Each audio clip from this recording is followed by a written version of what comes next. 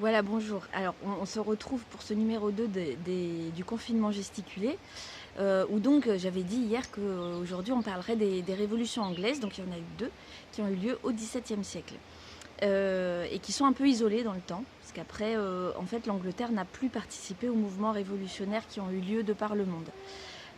Alors, je dis ça, je fais un bref aparté méthodologique de l'éducation populaire. Je le fais un peu sous la forme de ce qu'on appelle nous l'arpentage. L'arpentage, c'est cette forme de lecture collective où en fait on se partage un livre, chacun en lit un morceau et ensuite on se raconte ce qu'on a lu et ça permet en fait déjà de gagner un peu de temps pour tous les livres qu'on a envie de lire et puis surtout de faciliter la lecture parce que c'est pas facile pour beaucoup d'entre nous d'avoir accès à des lectures un peu complexes, des essais qui demandent éventuellement d'avoir des prérequis dans les connaissances et tout. L'arpentage, il a cet avantage de dédramatiser la lecture, de se le partager, de s'entraider et aussi de faciliter parce qu'on en a moins à lire, mais aussi de partager ce qu'on a vécu en le lisant, les émotions, ce à quoi ça nous fait penser, dans notre propre expérience. Et donc c'est aussi ce regard de lecteur qu'on va partager. Et donc voilà, là je vous le partage avec toute mon ignorance de personne qui n'est pas du tout une historienne. Mais voilà, je lis pour vous le livre, l'ouvrage collectif coordonné par Mathilde Larère, Révolution.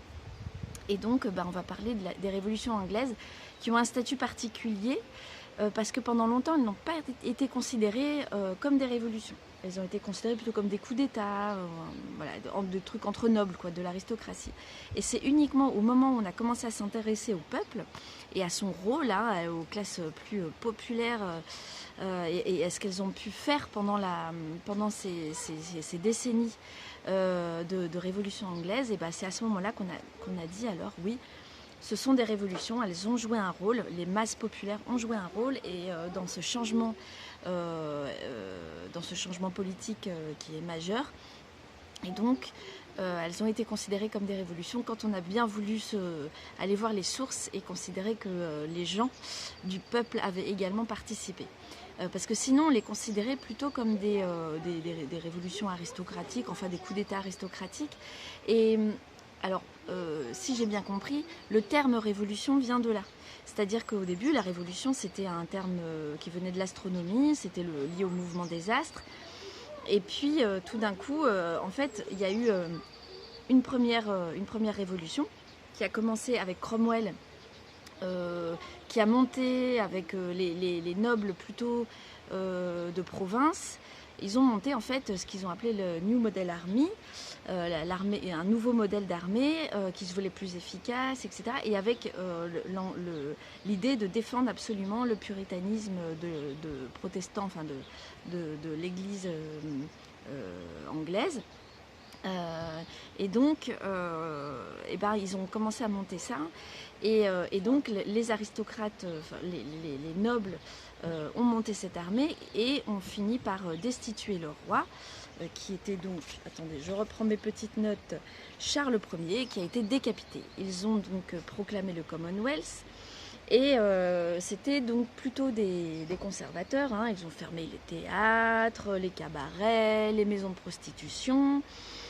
C'était des décentralisateurs, Cromwell et donc ça satisfait les nobles, les noblesses locales. Ils ont réprimé, Cromwell a réprimé très sévèrement les catholiques, plus particulièrement les Irlandais qui ont été pourchassés et assassinés. Et ils ont évidemment instauré une liberté d'entreprendre et installé le droit de propriété afin de satisfaire la bourgeoisie. Alors, Cromwell est mort en 1658 et cet État, le Commonwealth, n'a pas réussi à survivre à sa mort. Et ce qui fait que, en fait, les Stuarts, la dynastie des Stuarts a été restaurée en 1660. Et en fait, à ce moment-là, les observateurs, notamment les Français, ont parlé de révolution. Ils ont parlé de révolution parce que, effectivement, on était revenu au point de départ. Mais quand, quelques années plus tard, la noblesse a voulu de nouveau reprendre le pouvoir, et donc en 1688, si je ne m'abuse, les nobles ont fait appel à Guillaume d'Orange pour détrôner Jacques II qui a été contraint de fuir.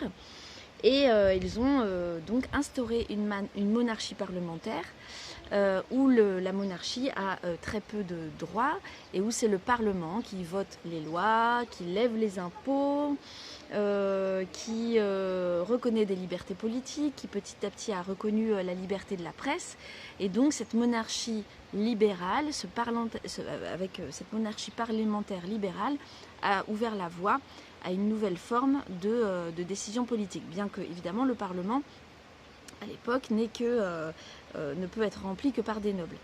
Et donc en fait à ce moment-là, les observateurs, notamment les philosophes français, etc., qui observaient ça de près et qui étaient anglophiles, ont de nouveau parlé de révolution. En fait, petit à petit, et ensuite en 1789, le mot révolution est devenu synonyme de bouleversement politique. Changement brusque. Alors, ils ont dit, oh mais regardez, on peut faire un changement, c'est brusque, mais c'est pas brutal, c'est pas sanguinaire, etc. Bon, juste les Irlandais ont été massacrés par Cromwell quand même, donc bon, un petit peu quand même de violence. Et surtout, mais c'est vrai que ces deux révolutions ont ouvert la voie à des nouvelles perspectives politiques.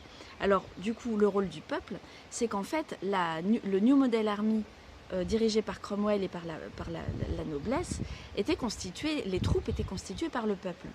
Et au sein de ces troupes, en fait, les troupes se sont politisées, avec notamment, par exemple, il y avait pas mal de sectes anglicanes, et il y avait les nivelleurs, qui pensaient que Dieu n'avait pas créé les hommes pour qu'ils s'exploitent les uns les autres, et qui étaient pour l'abolition de la propriété, qui étaient pour le suffrage universel, pour la suprématie du Parlement. Et donc il y a eu pas mal de choses comme ça. Il y a eu des partis politiques qui ont commencé à se créer avec des idées, etc. Et puis en 1688, il n'y a pas eu autant de mobilisation populaire que lors de l'armée sous Cromwell, mais les masses populaires ont également joué un rôle très important. Et donc c'est pour ça qu'on les a nommés révolutions, et c'est quand on s'est aperçu que que ces révolutions en fait ne se sont pas faites pas pour le peuple, mais que sans le peuple, elles n'auraient pas pu avoir lieu.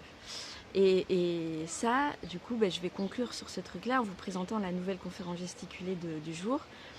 Alors bon, désolée, c'est pas hyper modeste, c'est la mienne, ça s'appelle Déchets et des hommes. Vous allez me dire, mais quel rapport avec les révolutions anglaises? Alors aucun, à part le fait que, en fait, moi quand j'ai travaillé sur la question des déchets, ce qui m'a le plus frappé, et ma plus grande rencontre et ma plus grande découverte, c'est celle des waste pickers.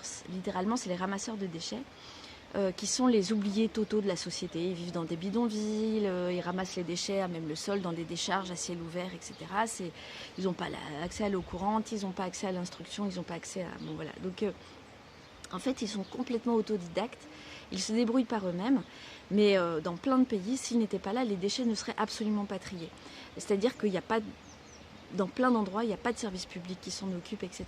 Et eux savent, ils ont une connaissance, et ça c'est ce qui m'a frappé les rares fois où j'ai eu accès à des gens discuter avec eux ou voir ce qu'ils faisaient à travers des livres ou des films, eh bien c'est leur très grande connaissance du monde des déchets dans une économie qui est totalement informelle.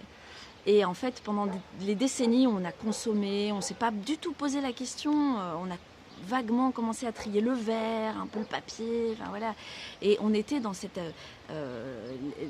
idée qu'on allait pouvoir créer à l'infini, consommer à l'infini, sans se poser la question de d'où ça venait et qu'est-ce que ça devenait.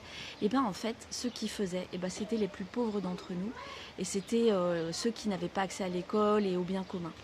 Donc voilà, j'ai joué cette conférence gesticulée juste avant le début du confinement au village Emmaüs-l'Escarpeau.